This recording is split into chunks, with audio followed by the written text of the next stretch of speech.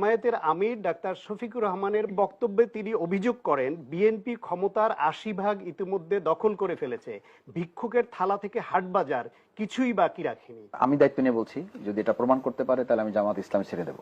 রুকো যারা, সবার করো। নির্বাচনে জিতের করলে জাতি এটাকে কবুল করবে, কিন্তু সেটা তারা শুরু করে দিছে। আর নির্বাচন লাগেও তো ইতিমধ্যে যেখানে যা দখল করার ফুটপাত থেকে ফকিরের বাণিজ্য থেকে সব কিন্তু ওনারা নিয়ে নিছে। যা আওয়ামী লীগ 15 বছরে সাজিয়েছিল এর 80% ওনাদের দখলে ইতিমধ্যে চলে গেছে, আর 20% বাকি আছে। তো আর কি করবে সরকার? সরকার তো হয়েই গেছে না।